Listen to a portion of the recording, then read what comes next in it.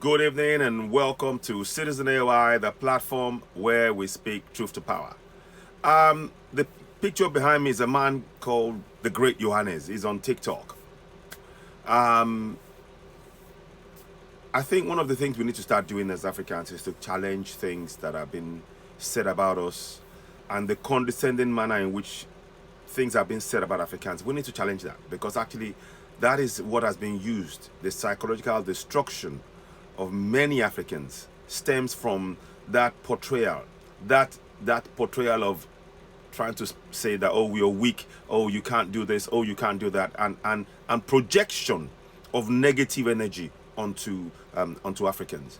We need to collectively actually dispel those things. We need to confront it. So we're going to listen to what is said, and we will try and go into it blow by blow. But one thing I do want to say to this guy, when he says, oh, the resources are still in Africa, and he said that Africans are actually engaged in impoverishing their own people. But what he fails to tell you is that when you look, for example, I'm just going to give a simple case. Look at France. France with 14 African countries.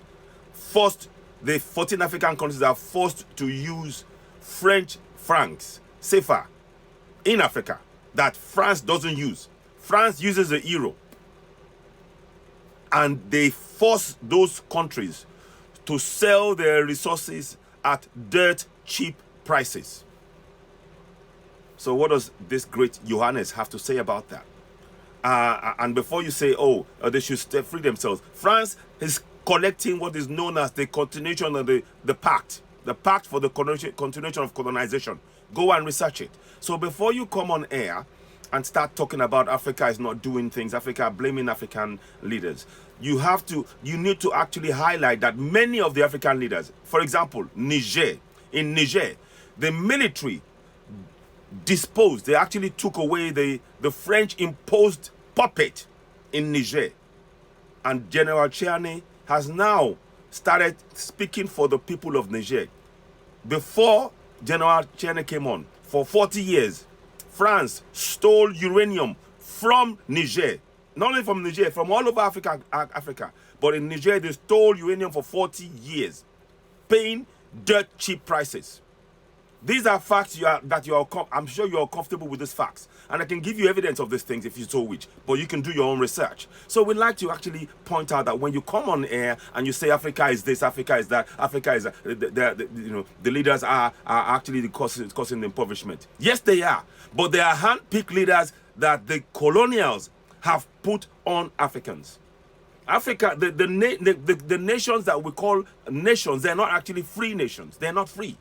They are resource collection points, resource extraction points. The Anglophone and the Francophone are resource extraction points. And very much like your Professor Howard Nicholas said, they will never, the plan is for the Western powers to ensure that Africa never develops. Africa must remain a resource manufacturing base only. They must never allow Africa to develop. They do everything they can to prevent the development of Africa. Now, we as Africans, I'm just saying this, it is up to us now. We now know these facts, and the reason I come and say this is for us to actually confront these injustices. And as I speak to you, Burkina Faso has done the same as what Niger is doing, kicked out France. So when you say that, oh, you blame, when you come out with that sweeping statement and say African leaders, oh, they're the ones who are impoverishing their people, you are hiding that. You're hiding behind you're hiding the facts, which I'm pointing out. So you are welcome to come on air and challenge me, the great Johannes. You can. I'm open to a debate, and let us dig a little and find out if what you're saying is actually the case, and provide the evidence, and I'll provide my evidence, and let's see what stacks up. I'm quite happy to do that. Now, so just before we go ahead. For a while, you must have heard about a ton of Africans telling you that Europeans stole Africa's resources. Now, there's a lot to say about that. First and foremost, most of these resources are still in Africa, and they're not being stolen by Europeans. They're actually being sold to Europeans by the African state leadership. Your own elites are robbing you. It's not us doing it, not anymore. The real issue, of course, is why aren't Africans using their own resources to do things?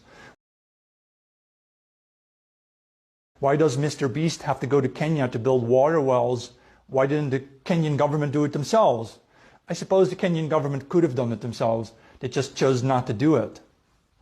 Nigeria is now a country of almost 220 million people, the largest country in Africa.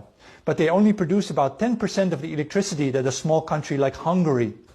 Hungary only has 10 million people, but they produce 10 times as much electricity as Nigeria does. I mean, I know you want to have your Wakanda, right? But do you expect white people to give it to you? No, you're supposed to build it yourself.